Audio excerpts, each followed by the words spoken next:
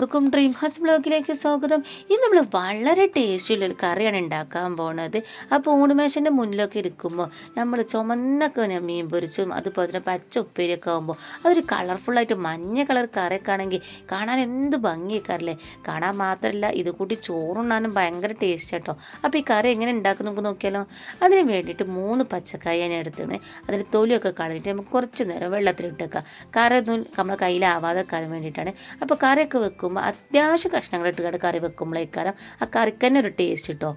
അപ്പോൾ അതേപോലെ തന്നെ കഷ്ണങ്ങളൊക്കെ നമുക്കൊന്ന് മുറിച്ചെടുക്കുകയാണ്. അപ്പോൾ അതിന് മുമ്പായിട്ട് നിങ്ങൾ എൻ്റെ ചാനൽ ആദ്യമായിട്ടാണ് കാണുന്നുണ്ടെങ്കിൽ ഒന്ന് സബ്സ്ക്രൈബ് ചെയ്ത് തൊട്ടടുത്തുള്ള ബെല്ലൈക്കൻ അമർത്താൻ മറക്കരുത്. അപ്പോൾ ഇതുപോലെ തന്നെ അത്യാവശ്യം നീളത്തിലും അത്യാവശ്യം വണ്ണത്തിലും ഞാൻ ഈ കഷ്ണങ്ങളൊക്കെ പച്ചക്കായൊക്കെ ഒന്ന് മുറിച്ചെടുത്തിക്കണം കേട്ടോ. ഇനി നമുക്ക് നല്ലതുപോലെ ഒന്ന് കഴുകി വൃത്തിയാക്കിയതിന് ശേഷം നമ്മൾ വേവിക്കാൻ വെക്കുന്ന കുക്കറിലേക്ക് ഇതൊന്ന് ഇട്ട് കൊടുക്കുകയാണ്. അതുപോലെ തന്നെ അതിൻ്റെ എരിവിന് ആവശ്യമുള്ള 3 പച്ചമുളകാണ് അതിലേക്ക് ചേർത്ത് കൊടുക്കുന്നത്. പിന്നെ നമുക്ക് വേണ്ടത് ഒരു 1/4 ടീസ്പൂൺ മഞ്ഞൾപ്പൊടിയാണ്. പിന്നെ ആവശ്യത്തിന് ഉപ്പും ചേർത്ത് കുറച്ച് വെള്ളവും ചേർത്ത് ഒരു 3 വിസിൽ വരുന്നവരെ നമുക്കിതൊന്ന് വേവിച്ചെടുക്കണം.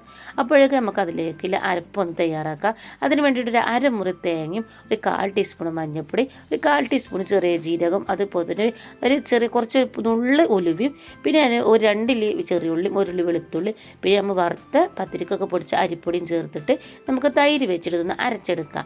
അപ്പോൾ നല്ല പുളിയുള്ള തൈരാണ് ഞാൻ എടുക്കുന്നത്. അത് വെച്ചിട്ട് നല്ലോണം ഒന്ന് അരച്ചെടുത്തിട്ട് ഇനി ഒരു ചട്ടി വെച്ചതിന് ശേഷം നമുക്ക് അതിലേക്ക് കുറച്ച് വെളിച്ചെണ്ണ ഒഴിച്ചു കൊടുക്കാം. അപ്പോൾ വെളിച്ചെണ്ണ നല്ലോണം ഒന്ന് ചൂടായി വരുമ്പോൾ നമുക്ക് അതിലേക്ക് ഒരു 1/2 സ്പൂൺ ഉലുവയും അതേപോലെ തന്നെ 1/4 ടീസ്പൂൺ കടുകും ചേർത്ത് കൊടുക്കുക. അപ്പോൾ കടുക് കുറച്ച് ഞാൻ ചേർക്കണുള്ളൂ, ഉലുവ കുറച്ച് തോനെയും ചേർക്കുന്നുണ്ട്. ഇനി ഇത് രണ്ടും നല്ലോണം ഒന്ന് പൊട്ടി വരുമ്പോൾ അതിലേക്ക് നമ്മൾ അരിഞ്ഞു വെച്ച സവോളയും പച്ചമുളകും കറിവേപ്പിൻ്റെയും കുറച്ച് വെളുത്തുള്ളിയും ചേർത്ത് കൊടുക്കുകയാണ്. അപ്പോൾ ഈ സവോളയുടെ പകരം നിങ്ങൾക്ക് ചെറിയ ഉള്ളി വേണമെങ്കിലും ചേർത്ത് കൊടുക്കുക. അതാകുമ്പോൾ ഇതിലും നല്ല ടേസ്റ്റ് ഉണ്ടാവും കേട്ടോ. അപ്പോൾ ഇത് നല്ലോണം ഇട്ടതിന് ശേഷം നമുക്ക് നല്ലതുപോലെ ഒന്ന് ഇളക്കി വഴറ്റിയെടുക്കണം. നല്ലോണം ഒന്ന് വയന്ന് വരുമ്പോൾ നമുക്ക് അതിലേക്ക് 2 വറ്റൽമുളക് ചേർത്ത് കൊടുക്കുക. അതുപോലെ തന്നെ നല്ല പഴുത്ത ചെറിയ തക്കാളി ചെറുതായിട്ട് മുറിച്ചത് അതിലേക്ക് ചേർത്ത് കൊടുക്കുകയാണ്. ഇനി ഒന്ന് വഴറ്റിയതിന് ശേഷം നല്ലോണം തക്കാളിയൊക്കെ ഒന്ന് വെന്ത് വരുമ്പോൾ നമുക്ക് അതിലേക്ക് കുറച്ച് മഞ്ഞൾപ്പൊടി കുറച്ച് മുളകും പൊടി ചേർത്ത് കൊടുക്കുക. അപ്പോൾ കുറച്ച് മതി, തോനെ മുളകും പൊടി ഇടരുത്.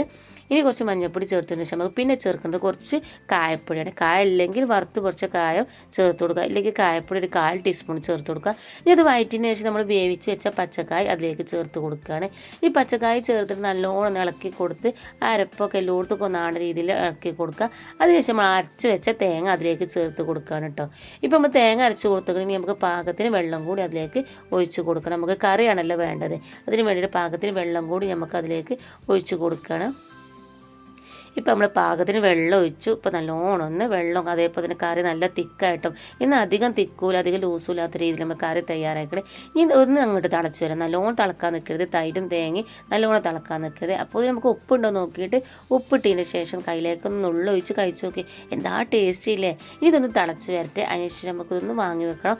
വാങ്ങാൻ നേരം നമുക്കിതിലേക്ക് കുറച്ച് പച്ച കറിവേപ്പിൻ്റെയും കൂടി ഒന്ന് ഇട്ടതിന് ശേഷം ഒന്ന് ഇളക്കിയിട്ട് വാങ്ങുകയാണെങ്കിലോ ഭയങ്കര രസമാണ് ഈ കറി കൂട്ടി കഴിക്കാനായിട്ട് ചോറ്. അപ്പോൾ എല്ലാവരും ഇത് ഉണ്ടാക്കി നോക്കുക. എന്നിട്ട് ഇഷ്ടപ്പെട്ടാൽ ലൈക്ക് ചെയ്യാനും ഷെയർ ചെയ്യാനും മറക്കരുത്. അതുപോലെ തന്നെ സപ്പോർട്ട് ചെയ്യാനും മറക്കരുത് കേട്ടോ.